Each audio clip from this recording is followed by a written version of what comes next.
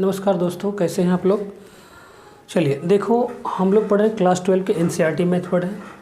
अब हम लोग का जो चैप्टर होगा आज का जो है वो अवकलन होगा। ठीक है, अवकलन में क्या है, यानी हमारा जो एक्सरसाइज है 5.2 इसमें अवकलन के ही क्वेश्चंस दिए गए हैं और इसमें मैंने अवकलन के कुछ फार्मूले भी लिखे। जब तक आपको याद नहीं रहेगा तो ये क्वेश्चन आएगा भी नहीं। सबसे पहले ध्यान देना सभी लोग, इसमें क्या करना होता है कि अगर आपको सीखना है तो इन्हें याद रखना बहुत ज़रूरी होता है। जैसे देखो कैसे याद करता है, जैसे d/dx इसका अवकलन यानी x का अवकलन क्या होगा, 1 होता है।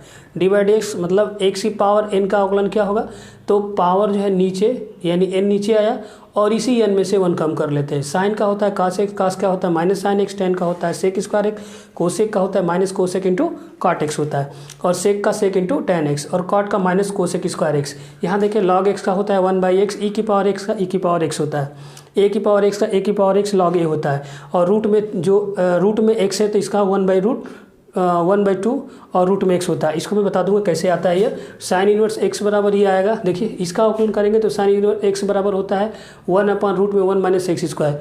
ठीक है, ये साइन का है तो ये कास का है, बस यही यहाँ माइनस होता है, बाकी सब वही होता है। टेन इनवर्स का 1 + x स्क्वायर होता है, इसी का जस्ट अपोजिट क्या होता है, काट होता है। यहाँ प्लस होता है तो यहाँ माइनस, सेक का यहाँ प्लस होता है तो यहाँ पर माइनस।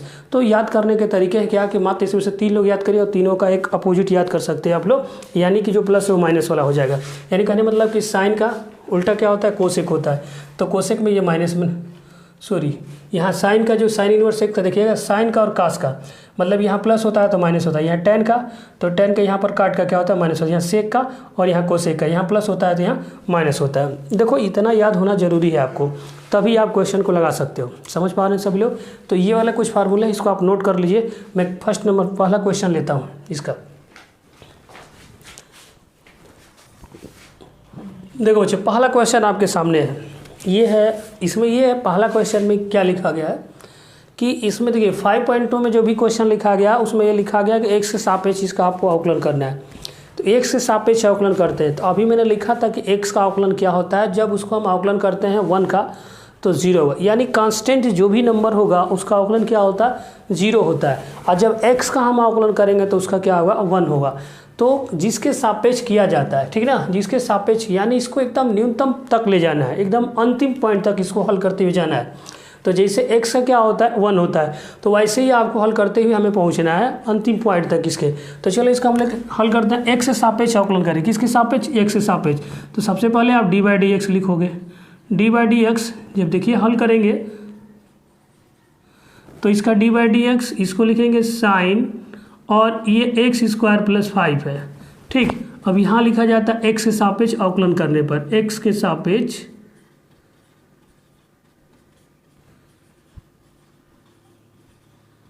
अवकलन करने पर। ठीक है, तो देखिए x से सापेक्ष अवकलन कर रहे हैं तो साइन का क्या होता है, अभी लिखे था आप लोग ना, साइन का होता है cos x। देखिए ये साइन है और cos x मतलब साइन x पूरा है, ये x पढ़ा जाएगा। तो साइन का हो गया cos और x आप लिखेंगे इसके पास में x स्क्वायर प्लस 5। ठीक है, अब सिर्फ आप किसका किए हैं आप लोग, तो साइन का हुआ है, इसके गुणांक इसके देखिए जो आगे दिया गया है ना, x का जो आगे दिया गया है यानी साइन के आगे, यानी कहने मतलब कि जो उसका एंगल जो दिया गया उसका भी आपको करना पड़ेगा, x स्क्वायर प्लस 5 का। तो इसका लिखेंगे आप d/dx x स्क्वायर प्लस 5। ध्यान देना बच्चे। अब आगे देखो, तो ये है cos x स्क्वायर प्लस 5। अब ये d/dx दोनों में इंटू होगा, तो d/dx x square plus d/dx और 5, ये आएगा cos x स्क्वायर प्लस 5। अब देखो क्या है ना कि cos स्क्वायर x, अभी आप लोगों ने लिखा था कि d/dx जब इसका हम अवकलन करते हैं x स्क्वायर का, तो आपने एक सूत्र लिखा था इसमें बच्चे, ध्यान देना सभी लोग, d/dx x की पावर n, तो पावर नीचे आता है, पावर नीचे और इसी x में से n माइनस करते, 1 n में से क्या करते हैं, माइनस करते हैं। तो यानी कि ये पावर नीचे आएगा यानी 2 आएगा, इसी 2 में से कम कर दीजिए तो ये आएगा 2x आ जाएगा, क्योंकि 2 में से कम करेंगे तो 1 आएगा, लिखो चाहे मत लिखो कोई अंतर नहीं होगा। तो ये आएगा 2x प्लस, अब देखिएगा ये जो है ना कांस्टेंट है, ठीक है, कांस्टेंट अचर पद, कांस्टेंट का मतलब होता है अचर पद, और कांस्टेंट का जो होता है अवकलन क्या होता है, शून्य होता है, अर्थात 0 होता है। तो कोई भी होगा तो कांस्टेंट होगा तो उसका हम लोग क्या लिखेंगे, 0 लिखेंगे, तो यहाँ पर 0। अब ये फाइनली आपका आंसर निकल कर आ जाएगा, cos square x plus 5x 5 है, और इसमें जोड़ेंगे तो सिर्फ 2x आएगा, तो मैं इधर लिख देता हूँ 2x। यही क्या हो गया, आपका आंसर हो गया बच्चे। चलो हम लोग नेक्स्ट क्वेश्चन लेते हैं। थोड़ा बहुत कुछ समझ में आया होगा आपको, बिल्कुल 100% समझ में आएगा, बस वीडियो के लास्ट तक बने रहिए, आपको एकदम 100% समझ में आएगा। चलिए नेक्स्ट क्वेश्चन लेते हैं हम लोग। क्वेश्चन नंबर 2 है आपके सामने, बिल्कुल वही क्वेश्चन है, बस आपको इसमें थोड़ा सा ध्यान देना है।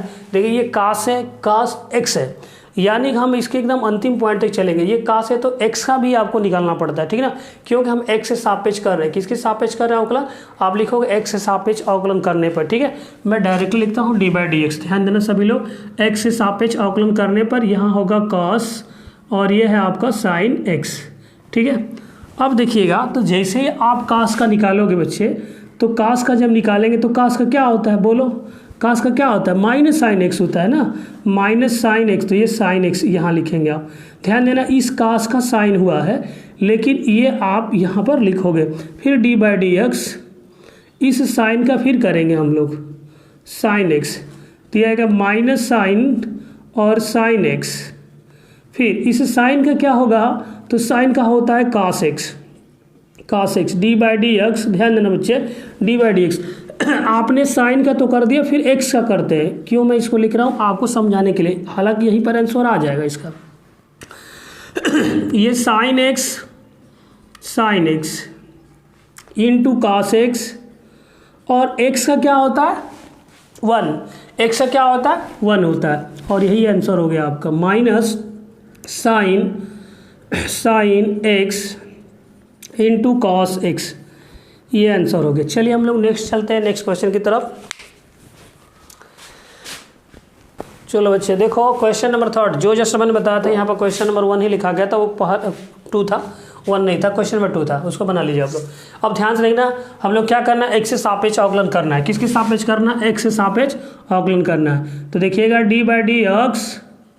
d/dx, इसको लिखेंगे साइन और x प्लस b, ठीक है। अब इसके सापेक्ष x के सापेक्ष अवकलन करने पर, देखो बच्चे ध्यान, इसमें क्या होता है ना कि जिसके सापेक्ष आप अवकलन करते हो उसका 1 होता है, ठीक ना, क्योंकि उसी के हम लोग उसी को लास्ट पॉइंट तक ले जाते हैं हल करते हुए। यानी जैसे हमने कहा ना कि x से सापेक्ष अवकलन करने पर, तो ये पॉइंट एकदम x के एंडिंग पॉइंट तक जाएगा, ठीक है, x के एंडिंग पॉइंट तक हम लोग पहुँचेंगे। तो ये साइन है, ये पूरा x है, फिर आपने साइन का किया, फिर x का करेंगे आप, x का जब तक ले आपको ना मिल जाए 1, x1 कहीं ना कहीं 1 तो मिलेगा, वहीं जाकर स्टॉप हो जाते। अवकलन का रूल यही होता है। चलो देखो ध्यान देना सभी लोग, ये साइन का क्या होगा बच्चे, साइन का होगा क्या, साइन का होगा cos x यहाँ पर लिखेंगे आप लोग ax प्लस b, लिख दिए। आपने साइन का किया, लेकिन मैंने कहा था कि साइन के बाद इसके एंगल का भी करते हैं, तो साइन के बाद ax प्लस b, ये है cos x ax plus b है, और ये d/dx इसमें भी होगा, इसमें भी होगा, d/dx ax plus d/dx b हो गया, cos ax प्लस b। अब ध्यान देना बच्चे कि जब भी आपको x के अलावा, x के पहले जो भी नंबर होता है वह x जो वेरिएबल, यहाँ पर x एक वेरिएबल होगा, चर राशि है, बाकी इसके अलावा जो भी होता है वो कांस्टेंट होता है, वो अचर होता है। जैसे x के पीछे पहले क्या है, a है ना, a कांस्टेंट है, तो बाहर करना पड़ता है इसको, a बाहर कर लेंगे, d/dx लिखते हैं, और x प्लस, और b इसमें देखिए मैंने कहा कि x के अलावा जो भी नंबर आपको, x के अलावा जो भी नंबर आपको अलग दी होती है वो क्या होता है, कांस्टेंट होता है, अचर पद होता है, और अचर पदों का जो अवकलन होता है उसका 0 होता है। यानी b का क्या लिखेंगे बच्चे, 0।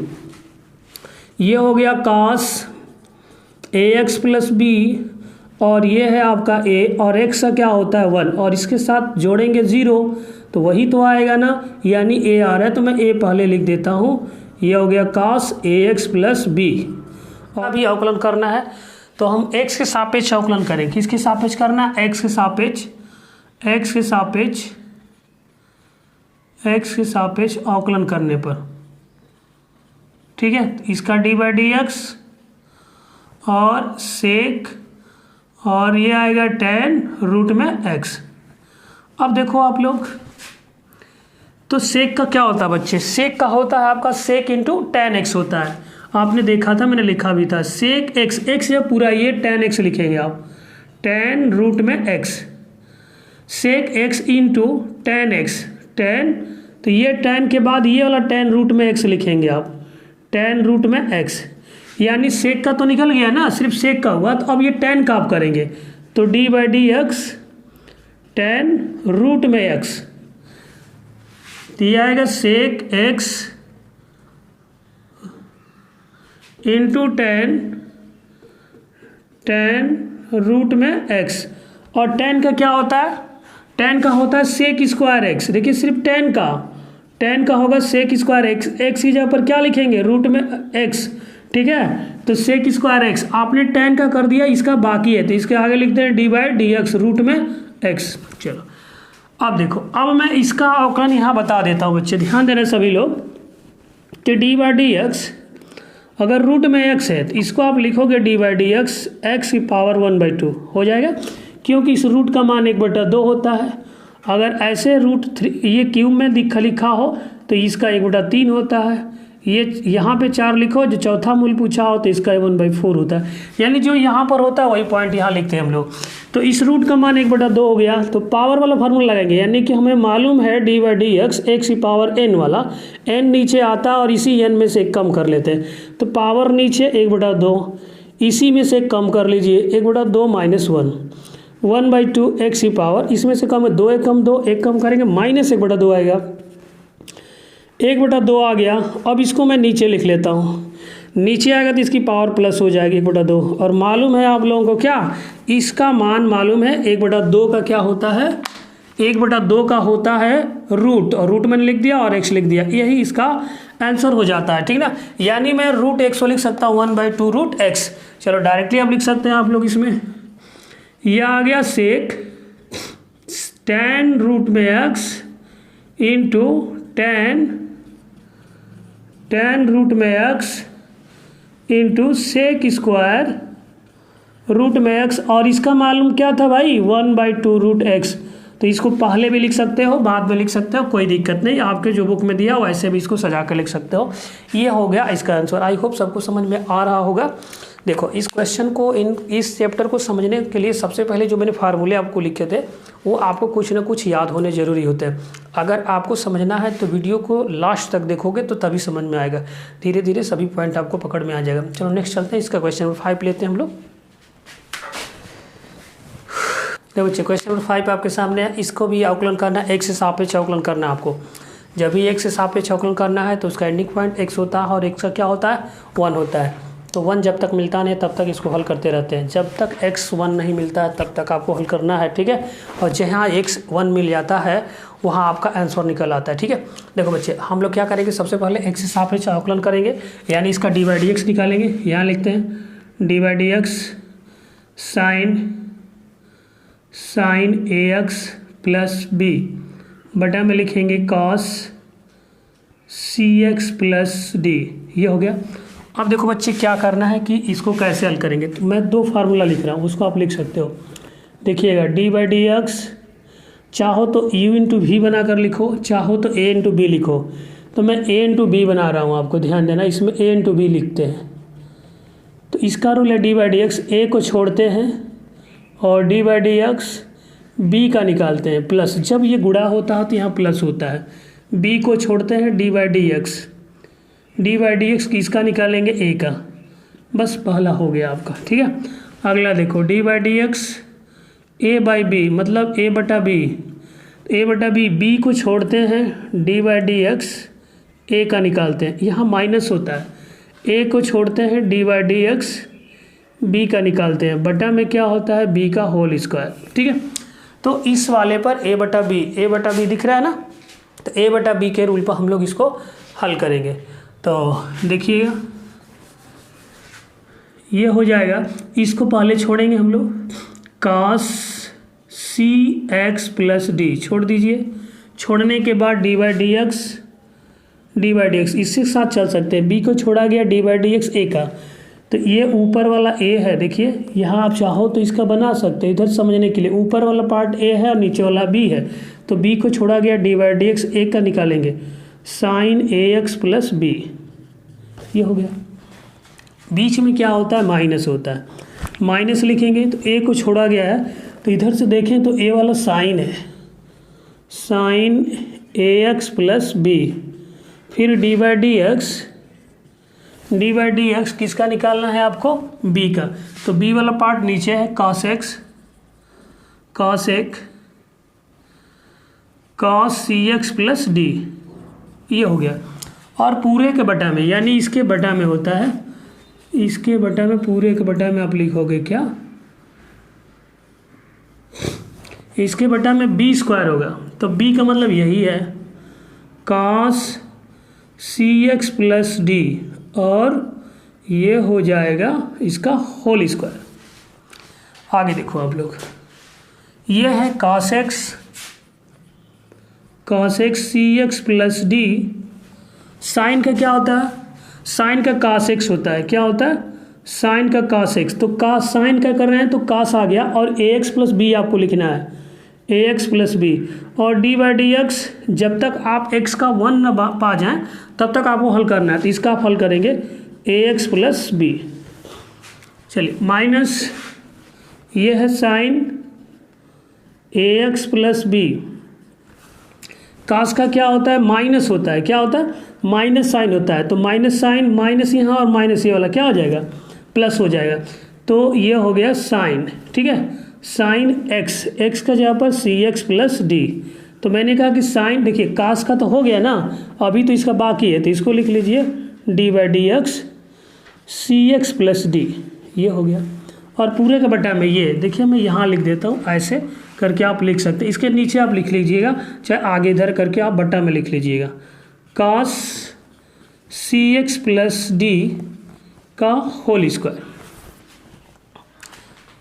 देखो बच्चे, ये है cos x सी एक्स प्लस डी है into cos A x plus b. अब यहाँ देखो, यहाँ पर मैंने कहा था ना कि इस वाले पार्ट को, तो जब x के पीछे, x के पहले कोई भी अगर नंबर होता है, कोई भी संख्या कांस्टेंट नंबर होता है, तो वो बाहर हो जाता है। जैसे यहाँ मैं समझा देता हूँ, एक लाइन बच जाएगा, यहाँ बस समझिएगा, ये जैसे डी बाई डी एक्स लिखा है बच्चे, और ए एक्स प्लस बी लिखा है, इस दोनों का गुणा करेंगे, मतलब इसमें दोनों में गुणा होगा डी बाई डी एक्स, और लिखोगे a x plus d by d x और बी। मुझे इतना लिखने के लिए एक लाइन और लिखना पड़ेगा, इसलिए मैं यहाँ हल करके बता देता हूँ, आप लोग लिख लेना, ठीक है। अब देखो यहाँ पर ये ए बाहर होगा और d by d x x लिखेंगे, और ये वेरिएबल जो है ना कांस्टेंट है, ये वाला जो है, क्योंकि एक्स के अलावा जो भी नंबर आता है वो कांस्टेंट होगा, और उसका क्या होता है, जीरो। आप लोग ये करके ये भी कांस्टेंट है, ये भी जीरो होना चाहिए, नहीं, क्योंकि जो एक्स के साथ आएगा, जो एक्स का कोफिशिएंट होता है वो कभी भी उसका शून्य नहीं होगा अवकलन।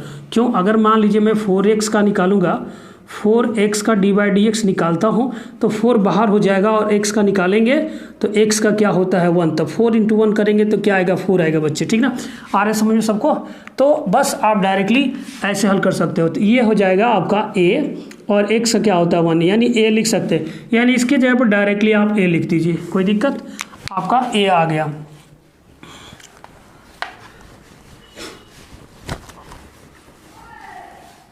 देखिए अब आप लोगों को करना क्या है कि इसका तो मैंने निकाल दिया, प्लस करेंगे, फिर इसको लिख लीजिए आप, sign a x plus B sign C x plus d. अब यहाँ पर वही बात आपको करना, x है ना, देखिएगा c जो है बाहर होगा और x का 1 होगा और इसका 0 हो जाएगा, इसको भी बता दें, चलो बच्चे देख लो, यहाँ पर d by d x c x plus d, अब इसमें गुणा करेंगे तो d by d x c x plus d by d x d, तो c बाहर हो जाएगा, डी बाई डी एक्स और x प्लस, और ये तो कांस्टेंट है d ना, तो इसका 0 हो गया, c और x का क्या होता है 1, तो यानी इसका भी क्या आ गया c, तो आप इसको भी लिख सकते हैं c। और पूरे के बटा में देखो ये है, इसको मैंने लिख दिया cos cx प्लस डी का होल स्क्वायर। ठीक है, आगे देखते हैं। अब इसमें देखो क्या है ना कि जो अगर कटने वाला पार्ट है उसको कटा दीजिए, नहीं कटने वाला उसको रहने देते हैं। तो हम लोग क्या करते हैं ना कि इससे इधर भी भाग दे दें और इससे इधर भी भाग दे दें। चलिए, तो इसमें देखें आप लोग इधर cos cx plus d into cos ax plus b, और a है तो a वाला को मैं यहाँ लिख देता हूँ, पूरे का बटा लिखिएगा cos cx प्लस डी का होल स्क्वायर। हो गया।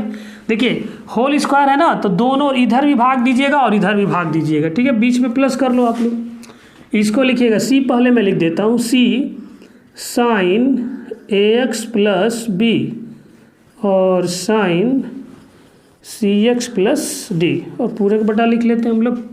तो ये आएगा cos cx प्लस डी का होल स्क्वायर। ठीक है, अब देखो यहाँ पर cos cx plus D cos cx plus D, मतलब ये वाला एक कट जा रहा है। इधर देखते हैं cos cx प्लस डी, ये साइन है नहीं कट पा रहा है, इधर एक बच जा रहा है। इसको लिखेंगे हम लोग cos a, इधर भी a है, a cos ax plus b, और बटा में लिखेंगे आप लोग cos cx प्लस डी। ठीक है, फिर प्लस, अब इसमें क्या कर लेते हैं हम लोग कि cx प्लस डी है और cx प्लस डी है ना, इसको दो भागों में मैं लिख देता हूँ। देखिए क्या है कि किताब का आंसर लाना होगा तो इसको हल करना पड़ेगा, नहीं तो आप यहाँ भी छोड़ देंगे तो आपका आंसर मिल जाएगा, यही होगा। देखो तो इसको दो बार, ये पावर 2 है ना, तो 2 बार लिख दीजिए इसको। तो मैं लिख रहा हूँ इसको cos cx प्लस डी, एक हो गया। फिर एक और लिखते हैं cos cx प्लस डी। अब देखिए तो ये वाला जो है a cos ax plus b, अब चाहो तो इसको 1/cos का क्या होता है, सेक होता है, तो सेक आप लिख सकते हो, सेक cx प्लस डी। हो गया, दिखाई नहीं देगा इधर, चलो इधर बन लिख देते हैं, यहाँ पर दिखाई दे रहा है ना नीचे। चलो यही देखते हैं, थोड़ा सा आप लोग ऊपर इस स्क्रीनशॉट ले लीजिएगा इसका। देखो यहीं से देख लीजिए, यहाँ देखें आप लोग, तो ये है आपका a cos ax plus b, और ये है ना 1/, देखो बच्चे यहाँ अगर मैं 1 लिखता हूँ तो 1/cos का उल्टा क्या होता है, 1/cos होता है सेक, 1/ क्या होता है, सेक होता है।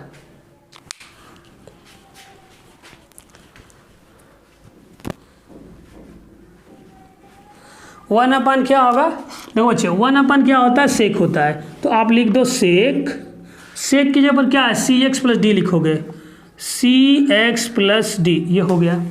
अब देखो यहाँ बीच में प्लस है बच्चे, प्लस करना है आपको, और ये देखिए c sine x ax plus b, c sine ax plus b, और देखो लिखने के बाद अगर मैं इसके साथ इसको जोड़ता हूँ, देखिए साइन बटा कास किसका होता है, क्यों cx प्लस डी है, cx प्लस डी है, साइन बटा कास किसका होता है, tan का होता है, तो tan लिख सकते हैं आप, tan लिख देंगे cx plus D, cx plus D, यहाँ देखिएगा cx प्लस डी, और बटा में क्या लिख देंगे बच्चे आप लोग, बटा में लिखेंगे क्या, ये प्लस है cx प्लस डी है, और ये हो जाएगा आपका cos cx प्लस डी, और यही क्या हो जाएगा आपका, यहाँ से आंसर होगा। सबको समझ में आ चुका होगा, नहीं आ रहा है तो एक बार वीडियो को वॉच करके दोबारा देखिए, आप लोगों को समझ में आ जाए। इसका क्वेश्चन नंबर 6 हम लोग लेते हैं। चलो बच्चे।